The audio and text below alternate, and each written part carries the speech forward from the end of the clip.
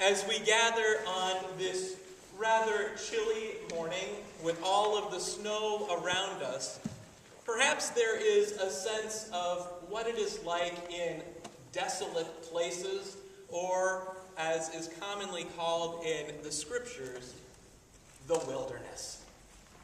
So as we gather this day, as this smaller, more intimate community, we are mindful of the trek, the journey, the challenges, and perhaps even the questions.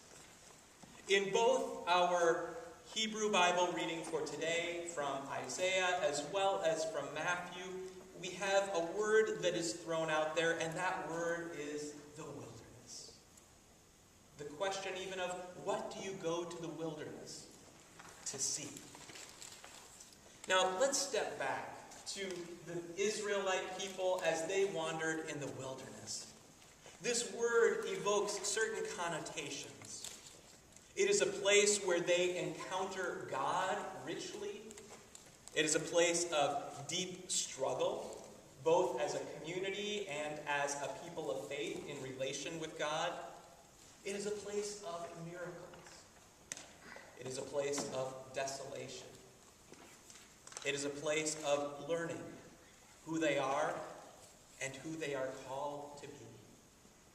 And I imagine after 40 years of wandering, of wrestling, of living and struggling in the wilderness, as they reached that promised land and Moses stood out on the mountain and looked across, I wonder if he just didn't say, "Really? Is this it?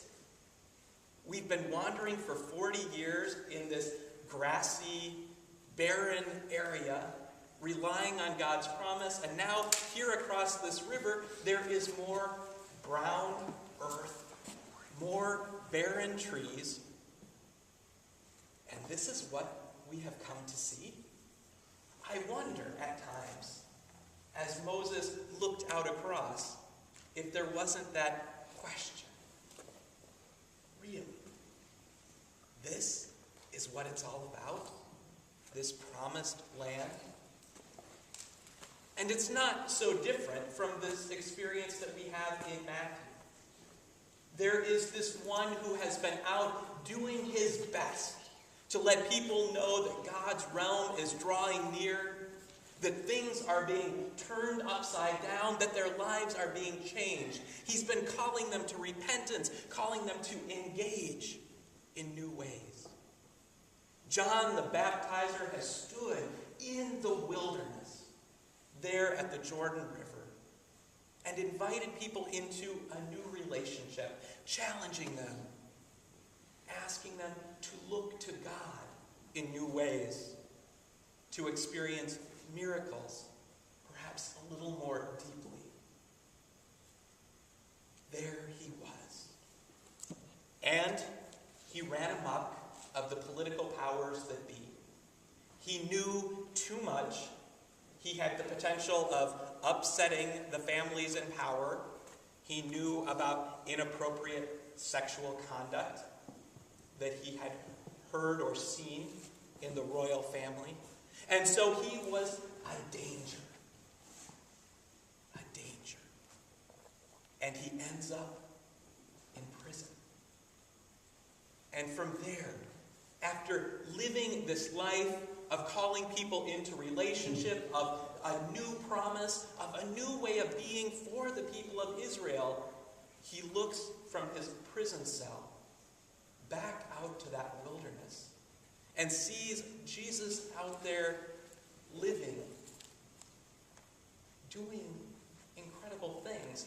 But the question comes, really? Are you the Messiah? Are you the one that we have been waiting for? Or is there someone else?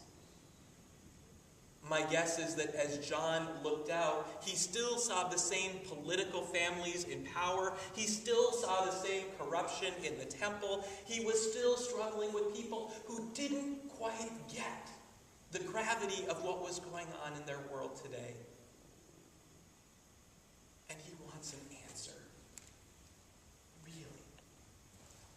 you the one that God has sent to claim, to redeem, to be here in the wilderness with us, but to make a new day known and bring us into a promised land that we have never seen or experienced? He wants the answer. And my guess is that each of us comes at various times in our life with that same question.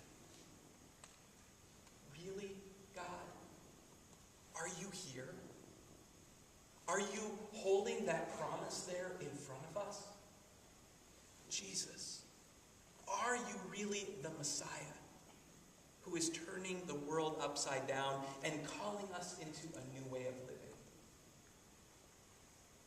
As people get a diagnosis, that question can surface and be challenging.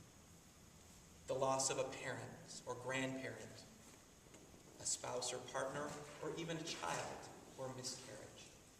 And that question comes right to the fore. The midst of broken relationships, or perhaps as we run amok of the powers that be because we know too much information, or have a vision of ways that things could be greater.